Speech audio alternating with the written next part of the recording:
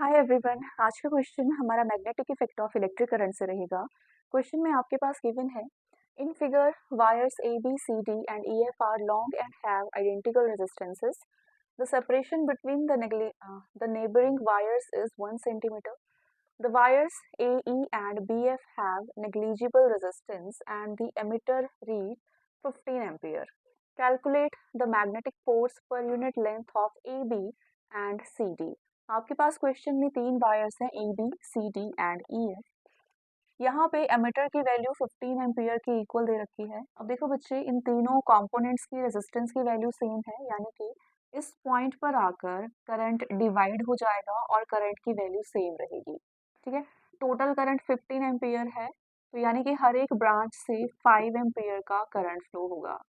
Second wire से भी 5 ampere जाएगा एंड थर्ड वायर से भी 5 एम्पियर करंट फ्लो होगा। ठीक है, हमसे पूछा गया है कि magnetic force per unit length A B, ठीक है, ए बी और सी डी में फोर्स पर यूनिट लेंथ की वैल्यू क्या होगी। अब देखो बच्चे, जैसे मान लीजिए आपके पास दो कंडक्टर्स हैं। फर्स्ट में करंट I1 फ्लो कर रही है, सेकंड में करंट I2 फ्लो कर रही है। फर्स्ट की लेंथ मान लीजिए L1 है और सेकंड की लेंथ L2 है। दोनों के बीच में डिस्टेंस आपके पास R के इक्वल दे रखी है। तो फर्स्ट कंडक्टर की वजह से सेकंड कंडक्टर पर फोर्स की वैल्यू होगी mu naught I1 I2 over 2 pi R into length of the second conductor. ठीक है, and length of the second conductor is L2। तो ये है सेकंड कंडक्टर पर लगने वाली टोटल फोर्स फर्स्ट कंडक्टर की वजह से। ठीक है, सिमिलरली जो सेकंड कंडक्टर है वो फर्स्ट कंडक्टर पर फोर्स लगाएगा और फोर्स का मैग्नीट्यूड आपका सेम रहेगा। ठीक है, तो ये है टोटल फोर्स की वैल्यू जो कि सेकंड कंडक्टर पर लग रही है। अगर आप फोर्स पर यूनिट लेंथ निकालना चाहते हैं तो यहाँ पे हम F ओवर L2, ठीक है, फोर्स पर यूनिट लेंथ ये होगा mu naught I1 I2 over 2 पाई R के इक्वल। ठीक है, अब क्वेश्चन में हमसे फोर्स पर यूनिट लेंथ की वैल्यू पूछी है, यानी कि हम सेकंड फॉर्मूले का यूज करेंगे। ठीक है, अब देखो बच्चे, आपसे magnetic force per unit length of A B, अभी हमने ए बी पर टोटल फोर्स की वैल्यू निकालनी है। अब देखो, ए बी पर फोर्स लगेगी सी डी और ई एफ की वजह से, तो सबसे पहले हम सी डी की वजह से ए बी पर फोर्स की वैल्यू निकालेंगे। ठीक है, so force on A B due to the conductor C D. ठीक है, ए बी पर फोर्स लगाएंगे हम सी डी की वजह से, तो फोर्स पर यूनिट लेंथ यानी कि फोर्स ओवर एल, मान लीजिए इसकी लेंथ एल है, is equals to mu not I1 I2 divided by 2 pi R. R है इन दो कंपोनेंट्स के बीच में डिस्टेंस की वैल्यू, जो कि 1 सेंटीमीटर के इक्वल दे रखी है। ठीक है, इसमें करंट फ्लो हो रही है जिसकी वजह से जो यहाँ पे ये जो कंपोनेंट है इस पे फोर्स लगेगी और फोर्स की वैल्यू रहेगी। अब देखो बेटा, म्यू नॉट होता है 4 pi into 10 raise to the power -7। I1 is 5 ampere, इसके थ्रू 5 एम्पियर करंट फ्लो हो रहा है, सेकंड के थ्रू भी 5 एम्पियर करंट फ्लो हो रहा है, डिवाइडेड बाय 2 पाई आर। ये सेंटीमीटर में दे रखा है, यानी कि ये हो जाएगा 10 raise to the power -2 metres. ठीक है, 1 सेंटीमीटर को हमने मीटर्स में चेंज किया तो ये बनेगा 1 into 10 raise to the power -2 metres. ठीक है, तो ये है फोर्स पर यूनिट लेंथ की वैल्यू। पाई से पाई कैंसिल, यहाँ पे 2 आ जाएगा, -2 से -7 कैंसिल, ओके, 5 2 ज़ा 10 इंटू -2 से -7, यहाँ पे 10 रेज टू द पावर -5 बच रहा है, इंटू 5, क्योंकि 5 2 ज़ा 10, 10 raise to the power -5 and यहाँ पे एक 5 बच रहा है।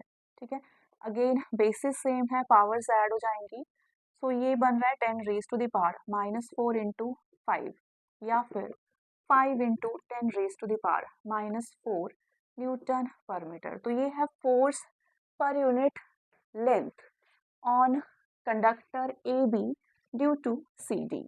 ठीक है, अब देखो बच्चे, यहाँ पे जो करंट है वो सेम डायरेक्शन में फ्लो हो रही है। ठीक है, और मैंने आपको बताया है कि अगर कंडक्टर में करंट सेम डायरेक्शन में फ्लो होती है तो इन दो कंडक्टर्स के बीच में अट्रैक्टिव फोर्स एक्ट होती है। ठीक है। ये दोनों जो वायर्स होंगी एक दूसरे को अट्रैक्ट करेंगी, यानी कि इन दो कंपोनेंट्स में भी सेम डायरेक्शन में करंट फ्लो हो रही है, यानी कि जो सी डी जो कंपोनेंट होगा वो ए बी कंपोनेंट पर डाउनवर्ड डायरेक्शन में फोर्स लगाएगी। ठीक है, तो यानी कि फोर्स की डायरेक्शन रहेगी डाउनवर्ड, राइट।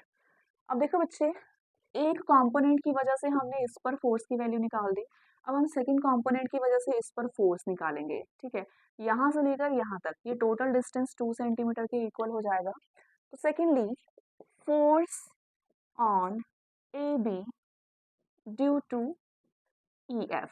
ठीक है, फिर से हम ए बी पर फोर्स निकालेंगे ई एफ की वजह से।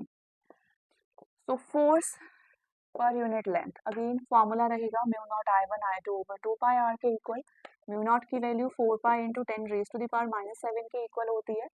I1 एंड I2 दोनों में 5 एम्पियर के इक्वल करंट फ्लो हो रहा है, divided by 2 pi and R दोनों के बीच में 2 सेंटीमीटर के इक्वल है, यानी कि 2 into 10 raise to the power -2 metres. Centimetre को हमने मीटर्स में चेंज कर दिया है, तो ये बन गया 2 से 2 कैंसिल, -2 से -7 कैंसिल, तो फोर्स पर यूनिट लेंथ या फिर force on A B due to E F. ठीक है, ई एफ की वजह से ए बी पर फोर्स, यहाँ पे 10 की पावर -7, 10 की power -2, 10 raise to the power -5 यहाँ पे बचेगा, 5 5 ज़ा 25, राइट। तो यहाँ पे इसे लिखा जा सकता है 2.5 into 10 raise to the power -4 के इक्वल। ठीक है, -5 था, एक जीरो मैं डिनोमिनेटर में लेके चली गई। ठीक है, और ये हो जाएगा 2.5 into 10 raise to the power -4 के equal.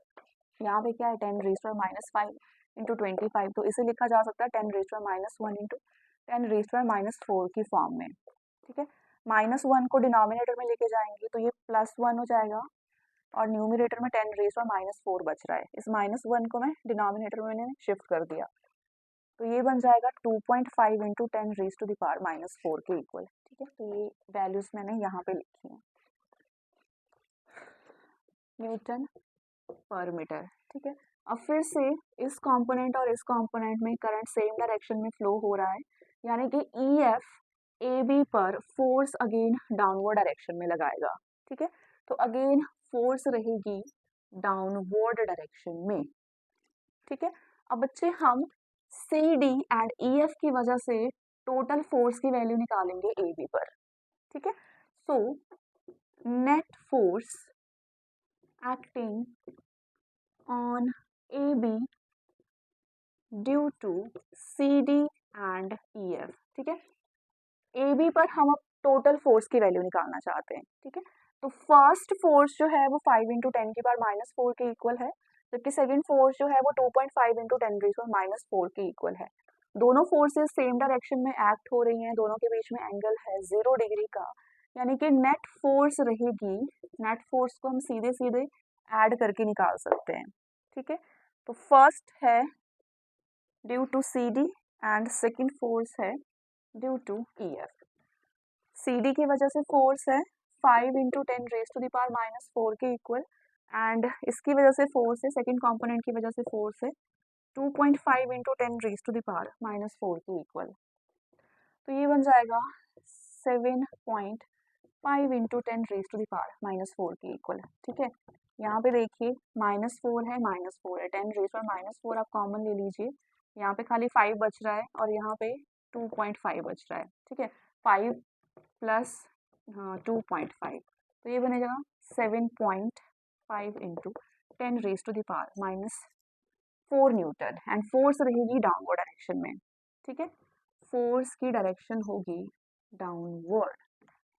Force, net force on A B, तो ये है net force on A B due to C D and E F.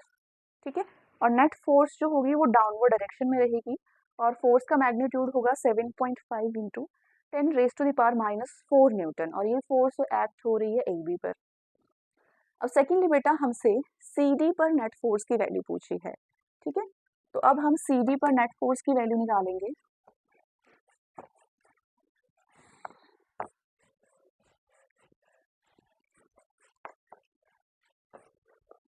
Now अब देखो बच्चे, सी डी पर अब हम नेट फोर्स की वैल्यू निकालना चाहते हैं, राइट।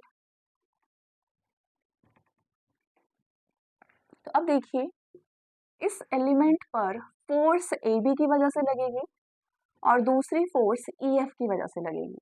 तो सबसे पहले हम सी डी पर फोर्स ए बी की वजह से निकालेंगे, ठीक है। Force on C D due to A B, ठीक है। Again force per unit length formula रहेगा mu not I1 I2 over 2 pi R के equal, and force per unit length mu naught 4 pi into 10 raise to the power -7 के equal होता है। I1 is 5, I2 is again 5 और नीचे आएगा 2 pi, and R यहाँ से लेकर यहाँ तक का डिस्टेंस जो कि 1 सेंटीमीटर के इक्वल है, यानी कि 10 raise to the power -2 metres, right. तो ये बन गया 2 और ये बन गया -5, 5 2 ज़ा again 10, 10 raise to the power -5 into 5, ठीक है। 5 2 ज़ा 10, यहाँ पे 10 रेज टू -5 बचेगा और यहाँ पे बच गया खाली 5। तो ये है force per unit length on C D due to A B.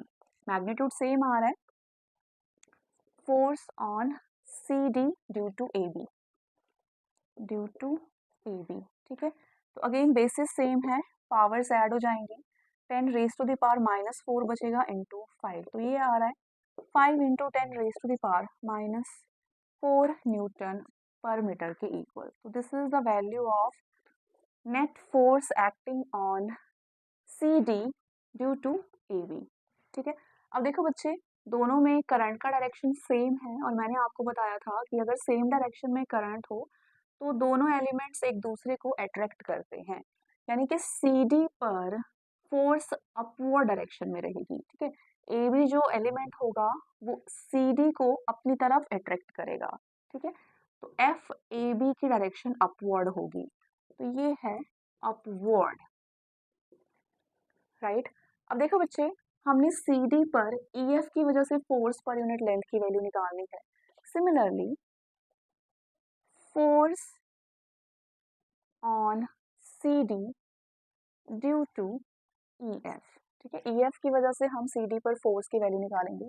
Again formula same रहेगा, म्यू नॉट, डायरेक्टली मैं वैल्यू पुट कर रही हूँ, 4 pi into 10 raise to the power -7 into 5 into 5 divided by 2 pi, and r is again same, that is 10 raise to the power -2, same value आ रही है, यानी कि solve करने पर आपके पास आएगा 5 into 10 raise to the power -4 newton per metre.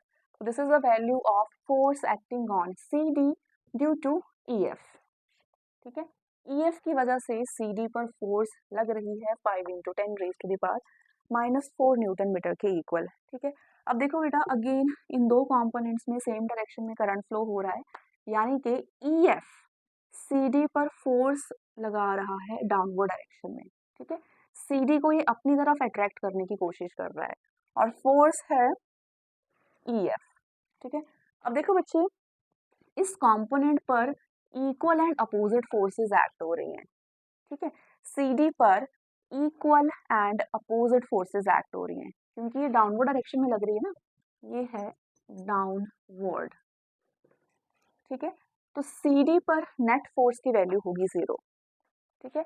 Therefore net force acting on CD due to AB and EF, so F net on CD ये होगा 5 into 10 raise to the power -4 -5 into 10 raise to the power -4 के equal, यानी कि CD पर कोई force act नहीं हो रही है, CD पर नेट फोर्स की वैल्यू रहेगी 0, क्योंकि इक्वल फोर्सेस का मतलब इक्वल एंड अपोजिट फोर्सेस लग रही हैं, दोनों फोर्सेस का मैग्नीट्यूड सेम है, लेकिन ये फोर्सेस अपोजिट डायरेक्शन में एक्ट हो रही हैं। और हमें पता है, अगर दो वेक्टर्स अपोजिट डायरेक्शन में एक्ट करते हों, जैसे मान लीजिए एक वेक्टर है, दूसरा वेक्टर बी है, दोनों के बीच में अगर 180 डिग्री का एंगल है और दोनों का मैग्नीट्यूड सेम है, तो इसका रिजल्टेंट 0 आता है। और रिजल्टेंट आप निकाल सकते हो a² + b² + 2ab cos theta square root की हेल्प से, ठीक है। तो ये था बेटा हमारा क्वेश्चन, जो कि magnetic effect of electric current से था। Thank you.